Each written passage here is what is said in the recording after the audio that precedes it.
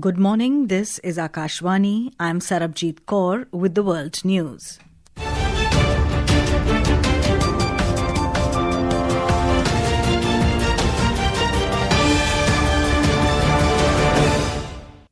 The headlines.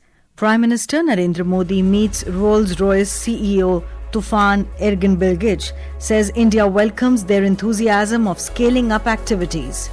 Polling underway for Parliamentary Election and simultaneous referendum in Bangladesh amid tight security. US President Donald Trump meets Israeli Prime Minister Benjamin Netanyahu, says Iran nuclear talks must continue. European Parliament approves €90 billion loan package to support Ukraine. And in ICC Men's T20 World Cup, India to take on Namibia in Delhi this evening. Prime Minister Narendra Modi yesterday met the Chief Executive Officer, CEO of Rolls-Royce, Tufan Erginbilgic. In a social media post, Mr. Modi said that India welcomes Rolls-Royce's enthusiasm towards scaling up its activities in India and partnering with the innovative and dynamic youth of the nation. The textile industry has hailed the interim trade agreement achieved between India and the United States. Director of Alok Industries Limited and President of Reliance Industries Limited, Anil Rajvanshi, said the agreement will increase business between India and the United States. He added that the deal will benefit over 4.5 crore people in the textile sector. Mr. Rajvanshi also said the framework will generate employment and boost productivity in the industry. This agreement will pave way for India's exports, especially where the larger employment sectors are involved, like textile. We have a scope of about $10 to $15 billion worth of exports increasing in textiles alone. Then the footwear, handicrafts, gem and jewelry, chemicals. So there are many these things. Then secondly, pharmaceutical, where the tariff is become zero. Similarly, some certain electronic parts, certain automobiles. So I think from the point of view of textiles, this will be a boom for textile industry for increasing the exports to America. US President Donald Trump has hailed the trade deal with India as historic. Mr. Trump said that under his leadership, US is becoming a massive energy exporter. Last week, US and India announced that they have reached a framework for interim agreement on trade. Polling is underway for the 13th National Parliamentary Election and simultaneous referendum in Bangladesh amid tight security. Voting is taking place from 7:30 a.m. and will continue till 4:30 p.m. without a break at 42,779 centres across 299 constituencies. Voting in Sherpur 3 has been postponed following the death of a candidate. Alongside electing a new government, voters are deciding on proposed constitutional and institutional reforms under the July Charter, though critics say combining multiple reforms into a single yes or no question limits voter choice. We have more details on this from our correspondent.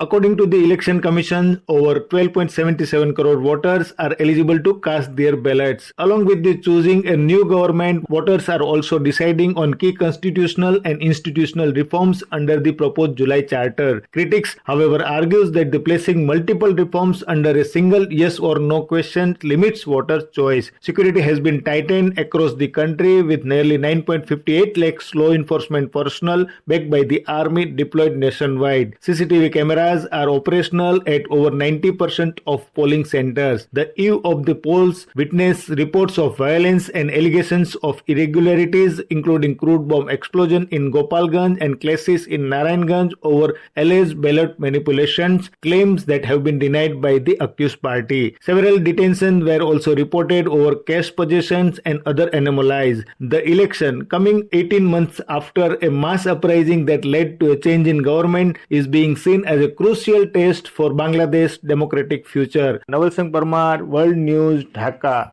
In Thailand, a 17-year-old stole a gun from police and opened fire at a public high school in the southern part, briefly taking people hostage in a 2-hour attack that killed one person and injured 2 others. Police also injured the assailant in a gun battle in Songkhla province before taking him into custody to end the standoff. The attack took place yesterday shortly after classes were dismissed. The school's director died in a hospital after being severely injured in the attack.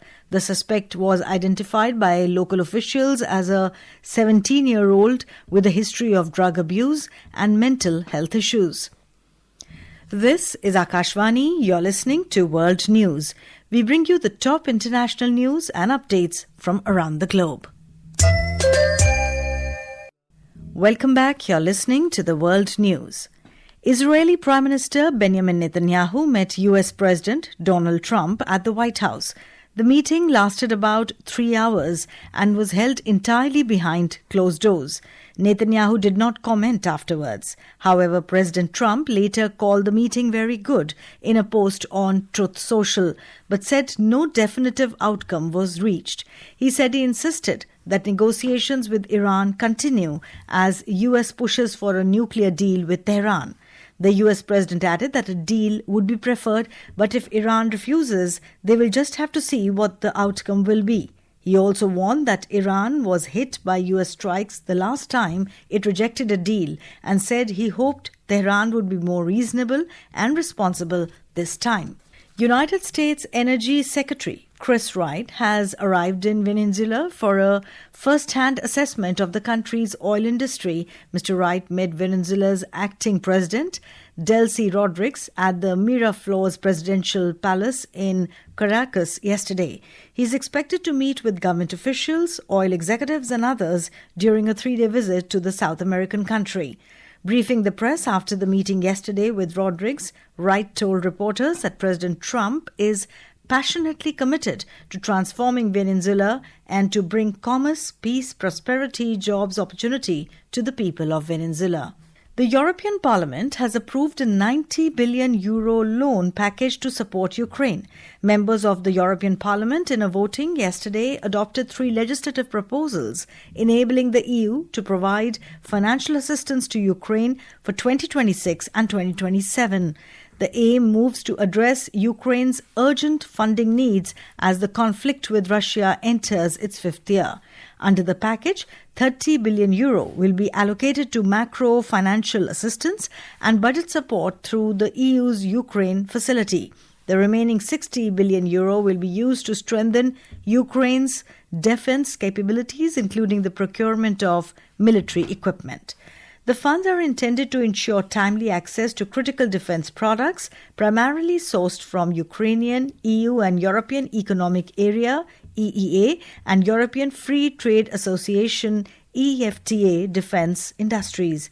Reacting to the decision, in a post on X, Ukrainian President Volodymyr Zelensky thanked the European Parliament for its support. Iranian leaders intensified their rhetoric against the United States and Israel during nationwide events marking the 1979 Islamic Revolution yesterday, held a month after deadly protests shook the country. This year's anniversary comes at a sensitive time for Iran's leadership following a 12-day conflict with Israel and the United States in June and widespread protests that erupted in late December.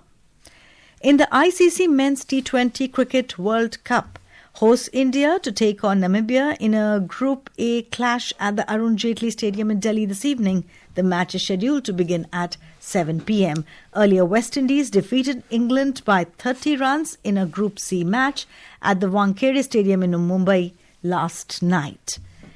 And now, before we close, here are the highlights of the bulletin. Prime Minister Narendra Modi meets Rolls-Royce CEO Tufan Erginbilgic, says India welcomes their enthusiasm of scaling up activities.